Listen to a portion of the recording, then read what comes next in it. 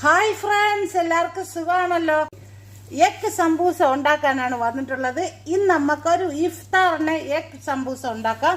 ബാ, നമുക്ക് ഇതുപോലെ ഞാൻ 30 മുട്ട എടുത്തിട്ടുണ്ട്. ഒരു ട്രേ മുട്ട എടുത്തിട്ടുണ്ട്. എനിക്ക് കുറച്ച് കൂടുതൽ വേണം, അതുകൊണ്ട് ഞാൻ ഇത്രയും മുട്ട എടുത്തു.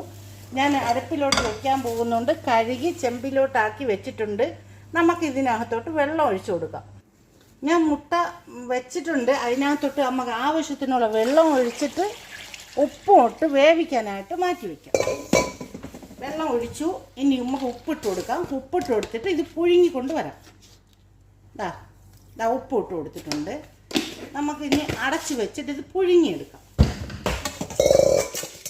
അടച്ചു വെച്ച് പുഴുങ്ങിയെടുക്കാം. ബിസ്മില്ലാ. മുട്ട തിളപ്പിച്ച് കഴിഞ്ഞു. മുട്ട ഇവിടെ വെന്ത് കഴിഞ്ഞു കേട്ടോ. മുട്ട നമുക്ക് ഇനി ഇത് തോട് കളഞ്ഞെടുത്തിട്ട് ഇതിൽ മസാല ആക്കി എടുക്കണം. നമുക്ക് മുട്ടയുടെ മസാല ഉണ്ടാക്കാം. സംബൂസയുടെ ഞാനിവിടെ ഒരു ചട്ടി വെച്ചിട്ടുണ്ട്. അതിനകത്തോട്ട് തീ ഓണാക്കുന്നുണ്ട്. മുട്ട നമ്മൾ തിളപ്പിച്ച് മാറ്റി വെച്ചിട്ടുണ്ട്. കണ്ടോ, ചട്ടി വെച്ച് ഈ ചട്ടിക്കകത്തോട്ട് കുറച്ച് എണ്ണ ഒഴിച്ച് കൊടുക്കാം. ഈ ചട്ടിയിലോട്ട് ഞാൻ കുറച്ച് എണ്ണ ഒഴിച്ച് കൊടുക്കുന്നുണ്ട്.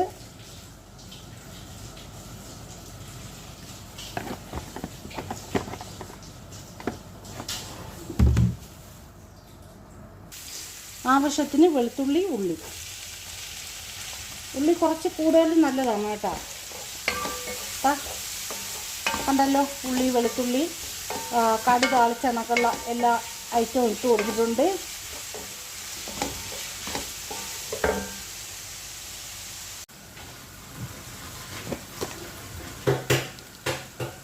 കുരുമുളക് പൊടി,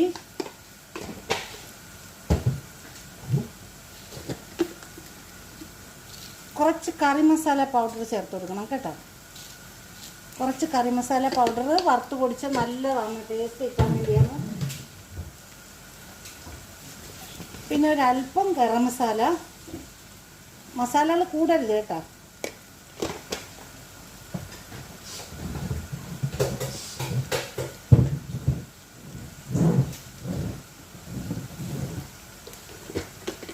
ഞാനൊരല്പം ചിക്കൻ മസാലയും കൂടെ ചേർത്ത് കൊടുക്കുന്നു. ഒരു 1/4 ടീസ്പൂൺ ചിക്കൻ മസാല.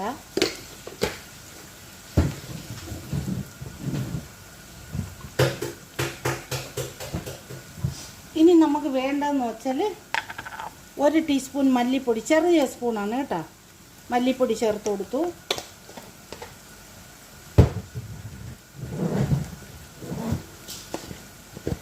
ഇനി ആവശ്യത്തിന് മഞ്ഞൾപ്പൊടി ഒരു 1/4 ടീസ്പൂൺ ചേർത്ത് കൊടുക്കുക. കൂടുതൽ വേണ്ട കേട്ടോ.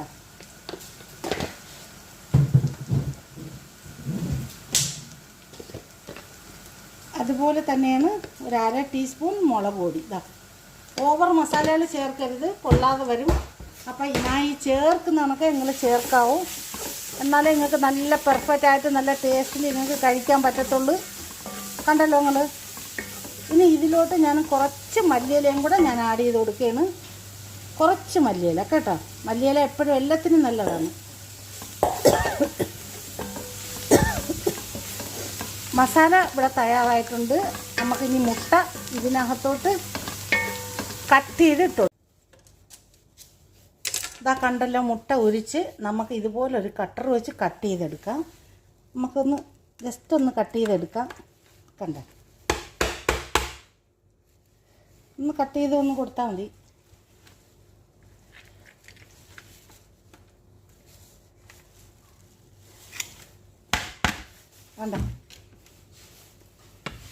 കണ്ടല്ലോ, ഇതുപോലെ നമുക്കെല്ലാം കട്ട് ചെയ്തും കൊണ്ട് വരാം. കണ്ടല്ലോ, മുട്ടയെല്ലാം ഞാൻ കട്ട് ചെയ്തെടുത്തിട്ടുണ്ട്.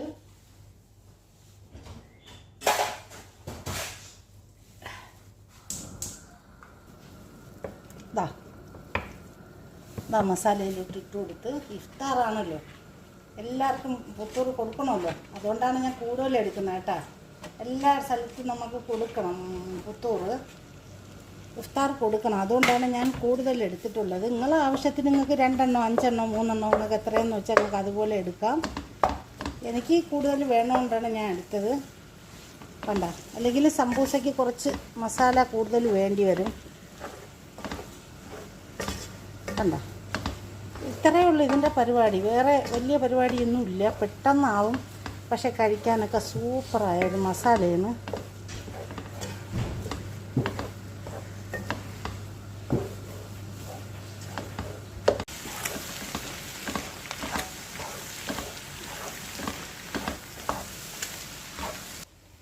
ഇതാ നമ്മളെ മസാല ഇവിടെ തയ്യാറായിട്ടുണ്ട്. കണ്ടല്ലോ, മസാല ഇവിടെ റെഡിയായി. എല്ലാവരും ഇതുപോലെ ഒന്ന് തയ്യാറാക്കിയിട്ട് സംബൂസ നമുക്ക് ഇത് ചുറ്റുന്ന സമയത്ത് ഞാൻ കാണിച്ചു തരാം. ഇതാ സംബൂസ എടുക്കുക. നമ്മളെ മസാല ഇതായിരിക്കുന്നു. ഇതാ കണ്ടല്ലോ സംബൂസ.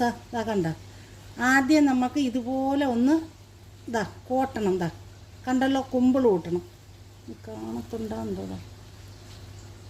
കണ്ടല്ലോ, ഇതുപോലെ ഒന്ന് കുമ്പിൾ കൂട്ടി ഇതുപോലെ ഒന്ന് കുമ്പിൾ കൂട്ടി ഈ മൂലോട് മൂല പിടിക്കണം. ഇതുപോലെ ആക്കണം. കണ്ടോ, ഇതുപോലെ ആക്കണം. ഇതുപോലെ ആക്കിയിട്ട് നമ്മളെ മസാല, മുട്ട മസാല ഇതിലോട്ട് വെച്ച് കൊടുക്കണം. കണ്ടോ, ഇതിലോട്ട് നിറച്ച് ഓവർ നിറയ്ക്കരുത് കേട്ടോ. ഓവർ നിറച്ചാൽ സംബൂസ പൊട്ടിപ്പോവും.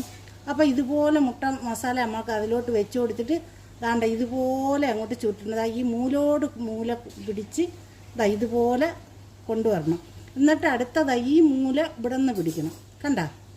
ഇതുപോലെ പിടിച്ച് കൊണ്ടുവന്നിട്ട് ഇത് നിങ്ങൾക്ക് വേണമെങ്കിൽ പെട്ടെന്ന് എളുപ്പത്തിനാണ് ഞാൻ ചെയ്യുന്നത്. അപ്പോൾ ഈ പശ വെച്ചിട്ടേ മൈദ മാവ് കലക്കിയിട്ട് പശ വെച്ചിട്ട് ഇതുപോലെ ഒന്ന് ഒട്ടിച്ചു കൊടുക്കാം. അപ്പോൾ ഇത് തിരിച്ച് ഈ മൂലോട് ചേർത്ത് ഇവിടെ പിടിച്ച് ഇങ്ങനെ ഒട്ടിച്ചു കൊടുക്കുമ്പോൾ കണ്ടല്ലോ സംബൂസ. ഒന്നും കൂടി ഞാൻ കാണിച്ചു തരാം.